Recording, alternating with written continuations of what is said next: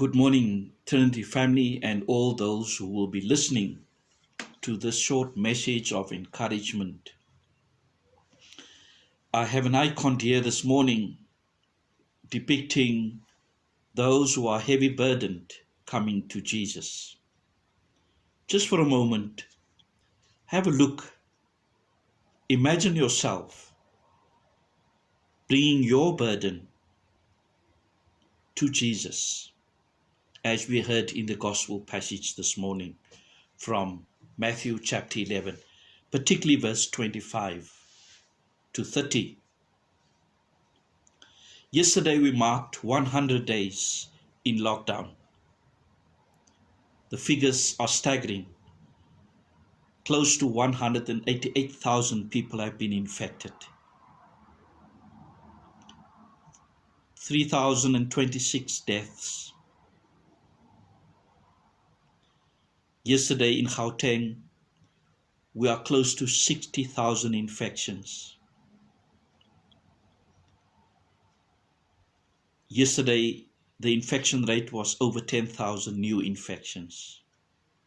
And in Gauteng, over 5,000 new infections.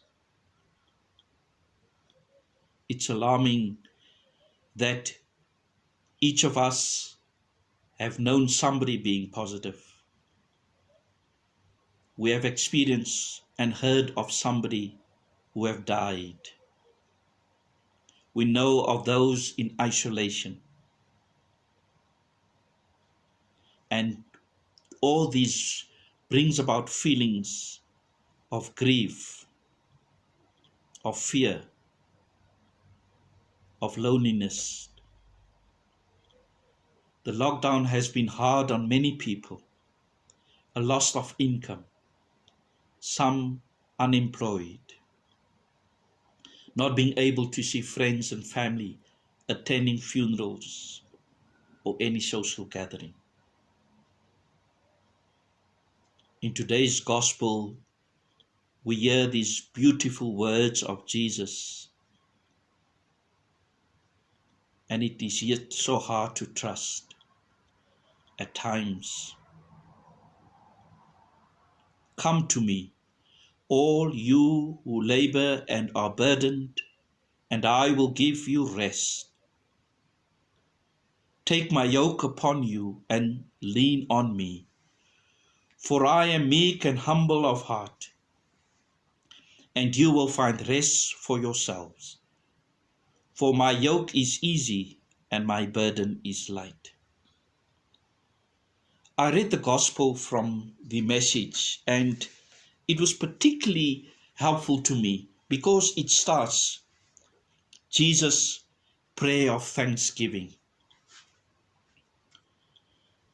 And it goes on, he said, Jesus prayed this prayer: O Father, Lord of heaven and earth, thank you for hiding the truth from those who think themselves so wise and clever, and for revealing it to the childlike.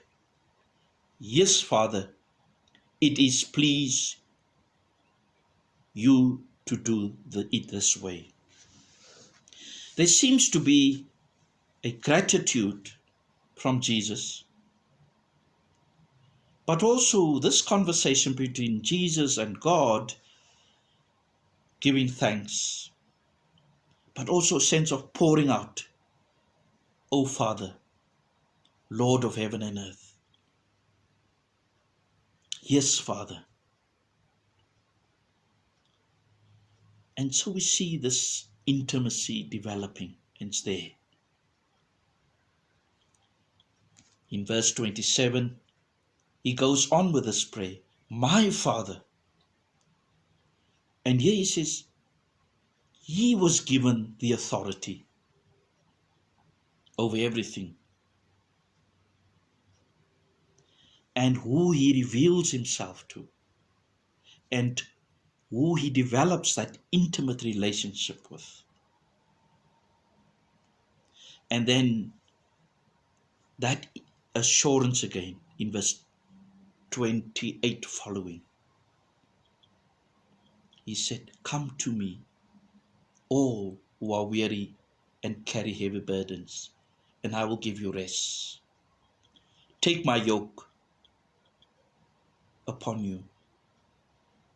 Let me teach you, because I am humble and gentle, and you will find rest for your souls.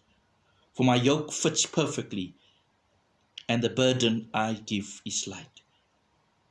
There's an invitation to come in conversation, to come and experience that intimacy and assurance. What a great comfort we can hold on to these promises. There is a place to go to when death or loss or suffering, whatever burden descends upon us. Jesus says his yoke is easy. But here Jesus gone through torture and death himself. He says, the approach he offers for us this morning may be that labor and burdens are not meant to be erased from our lives, not erased or thrown away, but instead are meant to be pathways to a solid ground far underneath our troubles, into a quiet grounding that is real stillness and rest. What rich earth would that be? And so it's not about discarding this, but a leading to a meekness and to a humility of heart. In the desert, Jesus told the devil when he needed food, man does not live by bread alone, but by every word that proceeds from the mouth of God. Maybe the only real good in life are those rooted in the love that is God, and in the meekness and humility in the life of Jesus.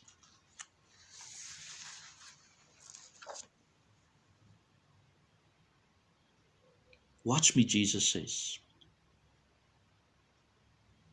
Even and at Palm Sunday, to his death, Jesus says, I'm meek and riding on an ass, on a colt, on a foaled ass. Just in the week we read that gospel reading. Jesus invites us to watch him on the sad height of Calvary and see. He said, I have to let go all of my belongings, beloved, reputation, everything. One thing remains. In it is find rest.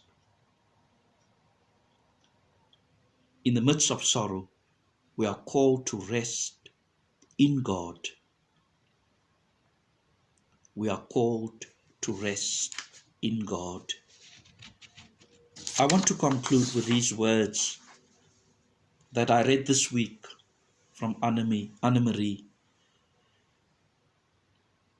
She writes, come, Holy Spirit, into the tiredness of endless days,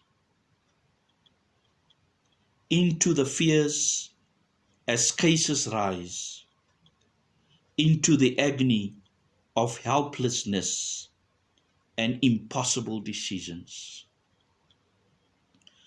Fill us with perseverance and courage, with energy to run the marathon we did not know we have entered.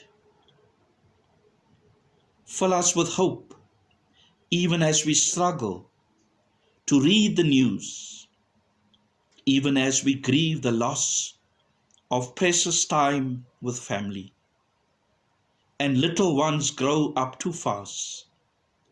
Learn to speak while we are apart. On those days when we cannot sense you close, when nothing makes sense, when struggle seems relentless, breathe your Spirit on me, on us. May you once again hold on to these words. Come to me, all of you who are weary and carry heavy burdens, and I will give you rest. Amen.